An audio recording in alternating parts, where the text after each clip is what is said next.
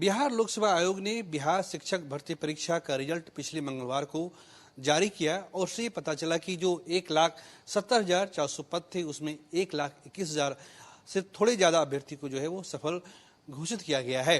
लेकिन रिजल्ट आने के बाद जो है एक बिहार के एक बड़े हिस्से में जो है रिजल्ट को लेकर नाराजगी है, कुछ आशंकाएं हैं, कुछ लोगों के मन में शंका है। इन सभी शंका को दूर करने के लिए हम इस वक्त सीधे बिहार लोकसेवा आयोग के जो अध्यक्ष हैं, चेयरमैन हैं अतुल प्रसाद, हम उनसे जुड़ रहे हैं। सर, सबसे पहला है कि दुर्गा पूजा की छुट्टी खत्म हो गई और आपके मुख्यालय के बाहर जो है अभी बिहार भर से अभ्यर्थी आए हुए हैं। सर, लोगों के मन में कई तरह की आशंकाएं हैं, उन आशंकाओं के पर आप क्या कहना चाहेंगे? देखिए, ये तो लोगों के मन में आशंका होना स्वाभाविक है। जब भी कोई इतनी बड़ी रिक्ति का जब मामला आता है और इस पर नियोजन की बात होती है तो सफल अभ्यर्थियों को भी कुछ शंकाएं होंगी और कुछ असफल को भी होगा। लेकिन अभी जो मुख्य रूप से जो आशंकाएं हैं, जो मैं भी देख रहा हूँ बाहर मीडिया में भी आ रहे हैं, वो ये है कि कई इसमें फर्जी अभ्यर्थी जो हैं, तथाकथित फर्जी, क्योंकि अभी तो हम लोगों ने उसकी चेकिंग अभी जारी ही है, जो तथाकथित फर्जी अभ्यर्थी शामिल हो गए उनको हटाया जाए। तो वही तो हम लोग कर रहे हैं। हम लोगों ने जो भी परीक्षा फल दिया वो सशर्त है और हमारा औपबंधिक है, सशर्त है, कंडीशनल है। और डॉक्यूमेंट वेरिफिकेशन का जो हमारी जो प्रक्रिया है वो इसीलिए है कि ताकि जो भी अभ्यर्थी अपना जो दावा किए हैं वो कितना सही है, कितना नहीं सही है, उसकी सत्यता की जांच करेंगे और जो उसमें असफल होंगे वो हट जाएंगे। स्वाभाविक है और यही प्रक्रिया जारी है। और इसको जब लेकर के फिर लोगों की ये मांग करना, मैं समझता हूँ कि वो समय की बर्बादी है, क्योंकि जब वही काम हम लोग कर ही रहे हैं। हम लोग अब जो भी फर्जी हैं, चाहे किसी भी तरीके, अगर कोई व्यक्ति अपने आवेदन में कोई दावा करता है, चाहे वो अपने आरक्षण कोटि को लेकर के, अपने आयु को लेकर किसी भी तरह का दावा करता है, अगर वो हमारे सिस्टम के हिसाब से हमको जब उसको चेक करना है, वो चेकिंग का काम हम डॉक्यूमेंट वेरिफिकेशन के समय ही करते हैं। हम लोग उसको सही मान करके मेरिट लिस्ट बनाए और उस मेरिट लिस्ट के हिसाब से हम लोगों ने डॉक्यूमेंट वेरिफिकेशन के लिए लिस्ट भेज दिया और ये सशर्त रिजल्ट है। अगर डॉक्यूमेंट वेरिफिकेशन में सफल होंगे वो चयनित हो जाएंगे, वो योगदान दे सकेंगे। नहीं सफल होंगे तो हट जाएंगे। और उनके ऊपर तो हम लोगों ने ये भी कर रखा है कि अगर कोई कदाचार का जिस श्रेणी में जो आएगा तो उस पर कदाचार के रूप में भी कार्रवाई होगी उसको। सर, एक सवाल ये है कि जो 2 नवंबर को नियुक्ति पत्र दिया जाना है, ट्रेनिंग भी है, सर आखिरी तारीख आपने डॉक्यूमेंट वेरिफिकेशन की क्या रखी है? देखिए, आप अवगत होंगे कि डॉक्यूमेंट वेरिफिकेशन का जो 9, 10 और 11, 12 का आयोग ने कराया था, उसके बाद कई अभ्यर्थियों ने यह शिकायत की थी कि उनका पार्शियली वेरीफाइड हुआ है।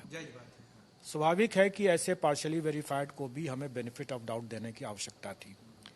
उसके अलावा बड़े पैमाने पर अभ्यर्थी अनुपस्थित रहे थे और उसका हम लोगों ने यहाँ पर उनके आवेदन को पोर्टल से जांच किया और उसमें जहाँ जहाँ हमें डाउट रहा वहाँ वहाँ हम लोगों ने डाउटफुल मानते हुए उनको बेनिफिट ऑफ डाउट दिया।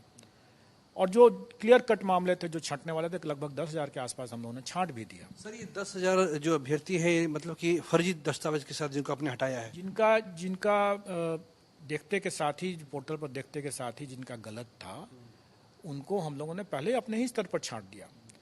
लेकिन आप जानते हैं कि 9, 10 और 11, 12 का जो डॉक्यूमेंट वेरिफिकेशन हुआ तो वो पूर्ण रूप से एक्यूरेट नहीं था, क्योंकि उसमें कई लोग संदिग्ध हो गए थे। कई लोगों का पार्शियली वेरीफाइड हुआ था, उन्होंने शिकायत किया था कि भाई मेरा तो सही होने के बावजूद पार्शियली वेरीफाइड हो गया। और इन सब कठिनाइयों को देखते हुए हम लोगों ने यह भी तय किया कि प्राथमिक का डीवी हम यहाँ पर नहीं करेंगे और इसीलिए शिक्षा विभाग के साथ तालमेल बैठाते हुए हम लोगों ने कहा कि ये डीवी का प्रोसेस जो है वो शिक्षा विभाग जब योगदान देने के समय आएगा उसी समय किया जाएगा, उस समय छट जाएंगे। अभी आपने देखा होगा कि जो सूचना है उसमें लगभग 5 से 10,000 के बीच में लोग अभ्यर्थी ऐसे हैं जो कि डॉक्यूमेंट वेरिफिकेशन में छट रहे हैं। स्वाभाविक है, छटना ही था उनको, अगर वो गलत हैं तो छटना ही है। लेकिन कई ऐसे मामले भी होते हैं जिसमें हमें डीवी के दौरान, मतलब जो शिक्षा विभाग को भी डीवी के दौरान उनको संदेह का लाभ देने की मजबूरी है। जैसे एक दृष्टांत मैं बता सकता हूं, अभी मीडिया पर ही आ रहा था कि वो बीएड है और उसका इसमें हो गया, प्राइमरी में हो गया। अब अगर उसने अपने दावा में अगर उसने डिप्लोमा भी लिखा होगा, वैसे हमें यह नहीं भूलना चाहिए कि कई 10,000 से करीब ऐसे अभ्यर्थी थे जो बीएड भी थे और डिप्लोमा भी थे। अगर उसने अपने दावा में अगर कहा है कि भाई हम तो डिप्लोमा हैं, तो हम तो उसको डिप्लोमा ही मान करके देंगे। डॉक्यूमेंट वेरिफिकेशन में अगर डिप्लोमा का सर्टिफिकेट नहीं देता है तो छंट जाएगा। इसी तरीके से किसी ने बताया कि कोई कैंडिडेट है जिसका चयन हो गया और STET जो है वो पास भी है लेकिन वो डोमिसाइल बिहार का नहीं है, जबकि STET में ऐसी बातें थीं। तब तो ये पहले तो देखना होगा कि STET में उसको कैसे वो प्रमाण पत्र मिल गया। अगर 2019 में मिला तो इसके बारे में तो आवश्यक अनुसंधान जो होगा तब पता चलेगा। अभी हमें क्या करना है, मतलब अभी डॉक्यूमेंट वेरिफिकेशन के स्तर पर यह एक प्राइमा फेसी देखा जाता है कि उसके पास में STET का एक वैलिड डॉक्यूमेंट है, और ये देखा जाएगा कि STET का ये वैलिड डॉक्यूमेंट क्या उसने जालसाजी करके प्राप्त किया या उसका सही तरीके से प्राप्त किया, ये आगे अनुसंधान का विषय है। और अभी हम लोग उसको रोक नहीं सकते हैं, क्योंकि हम लोग का जो इंडियन लीगल जूरिस्प्रूडेंस है कि हर कोई निर्दोष है जब तक कि वो अपराधी घोषित नहीं हो जाए।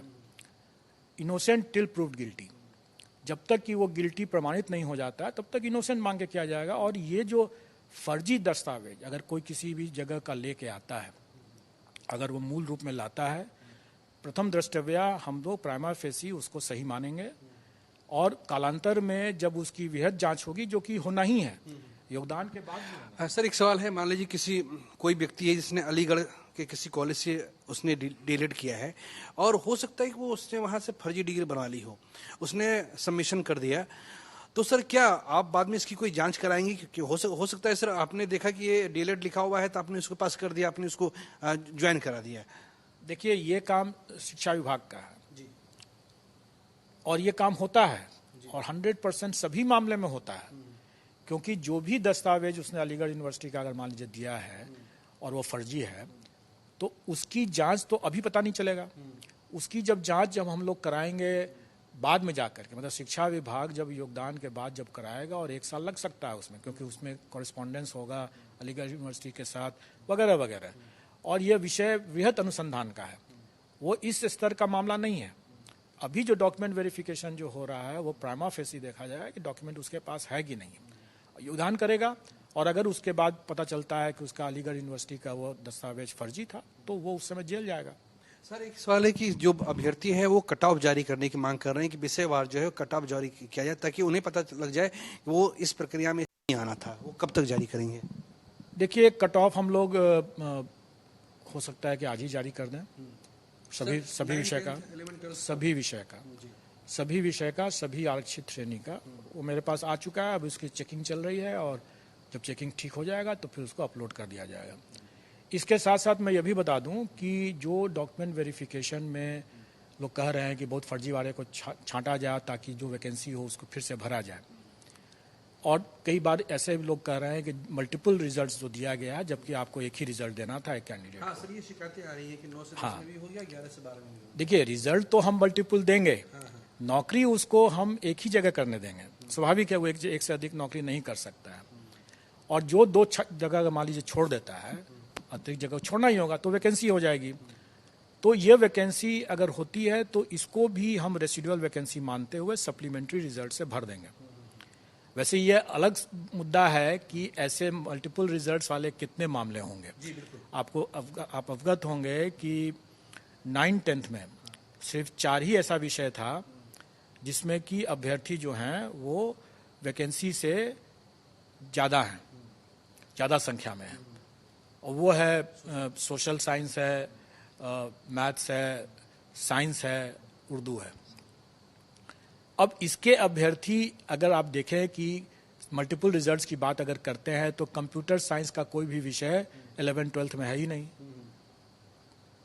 कंप्यूटर साइंस का, सोशल साइंस का कोई विषय, सोशल साइंस का कोई विषय 11th-12th में है ही नहीं। साइंस करके अलग से कोई विषय 11th-12th में है ही नहीं। तो इसके अभ्यर्थी बहुत कम चांसेस है कि ऐसे अभ्यर्थी जो होंगे जो ऊपर में, मतलब 11th-12th में इसी विषय से जा ही नहीं सकते हैं, किसी दूसरे विषय से वो जरूर जा सकते हैं। मान लीजिए कि अगर साइंस से 9-10th में किया, फिजिक्स से वहाँ पर 11-12 में किया। ऐसा संभव है, लेकिन ऐसी संख्या बहुत सीमित होगी।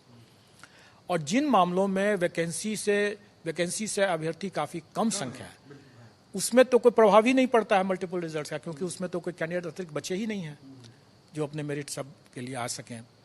तो मेरा फिर भी इसमें कहना है कि मान लें अगर 150 जो भी कैंडिडेट्स ऐसे होंगे जो मल्टीपल रिजल्ट से प्रभावित कर रहे होंगे, तो जो मल्टीपल रिजल्ट्स के बाद उनको जब किसी एक जगह के लिए जब वो ज्वाइन करता है, कई बार ये भी लोग सोच सकते हैं कि भाई हमें तो 9-10 में पटना मिल रहा है, 11-12 में हमें चंपारण, पूर्वी चंपारण या कोई भी जिला मिल रहा है जो मेरे शहर के लिए अच्छा नहीं है, मैं वहाँ नहीं जाना चाहता हूँ, तो मैं 11-12 छोड़ करके 9-10 में रहना चाहूँगा। तो उसकी मर्जी होगी। जो भी इस तरह से मल्टीपल रिजल्ट्स के बाद योगदान जहाँ एक जगह करता है, तो जो वैकेंसी उत्पन्न होती है, उस वैकेंसीज को या डॉक्यूमेंट वेरिफिकेशन में जो लोग डिस्क्वालीफाई होते हैं, उस वैकेंसी को, सब वैकेंसी को हम सप्लीमेंट्री रिजल्ट से पूरा करेंगे। और सप्लीमेंट्री रिजल्ट में भी वही प्रक्रिया अपनाई जाएगी, मतलब कि फिर से डॉक्यूमेंट वेरिफिकेशन होगा उन अतिरिक्त अभ्यर्थियों का, और उसमें भी कोई छंटेंगे तो फिर से हम उसका भी अनुपूरक फिर निकालेंगे। सर, ये रिवाइज्ड रिजल्ट या नई मेरिट लिस्ट आप जारी करेंगे क्या? चूंकि अभ्यर्थियों की मांग है कि मेरिट लिस्ट द्वारा जारी की जाए, तो वो सर कब तक? सप्लीमेंट्री रिजल्ट, वही मैं एक बता रहा हूँ कि सप्लीमेंट्री रिजल्ट बिल्कुल जारी किया जाएगा जब हमारा डॉक्यूमेंट वेरिफिकेशन की प्रक्रिया पूर्ण हो जाती है, मल्टीपल रिजल्ट्स के बारे में पता चल जाता है कि कौन से अभ्यर्थी किस विषय में कौन से स्तर पर ज्वाइन करते हैं, फाइनली कौन योग्य हुए, कौन असफल हुए। जब वो आंकड़े जब हमें मिल जाएंगे, जो भी बैलेंस वैकेंसी बनेगा इससे, उस बैलेंस वैकेंसी को हम अपने सप्लीमेंट्री रिजल्ट से पूरा करेंगे। सर, मैं सीधे शब्दों में ये कहें कि जिनका 1,21,000 में नहीं हो पाया, आप जो नया जो सप्लीमेंट्री जो जारी करेंगे, उसमें नए अभ्यर्थियों को मौका मिल जाएगा? बिल्कुल मिलेगा ही, मिलना ही है। अगर वैसे अभ्यर्थी उपलब्ध हो तो जो योग्य हों। कई विषय मैंने बताया कि उसमें अभ्यर्थी जो हैं उपलब्ध ही नहीं है, तो स्वाभाविक है कि उसमें तो कोई फर्क नहीं पड़ेगा। लेकिन जहाँ पर अगर अभ्यर्थी उपलब्ध है, वहाँ हम लोग डेफिनेटली हम लोग उसको पूरक से अनुपूरक जो कहें सप्लीमेंट्री रिजल्ट उससे भर देंगे। हमसे बात करने के लिए धन्यवाद। तो ये हमारे साथ बिहार लोकसभा आयोग के अध्यक्ष अतुल प्रसाद थे। कुछ जो आशंकाएं थी, उन आशंकाओं को उन्होंने दूर करने की कोशिश की है। सबसे बड़ी राहत की बात यह है कि जो सप्लीमेंट्री रिजल्ट है वो जारी किया जाएगा। एक बार पूरी अगर जो दस्तावेज जो वेरिफिकेशन है वो प्रक्रिया जब पूरी हो जाएगी तो फिर वो रिजल्ट जारी किया जाएगा। और दूसरी बात है कि जिस कट ऑफ की मांग हो रही थी, उस कट ऑफ को भी आज संभवतः आज वो जारी किया जाएगा।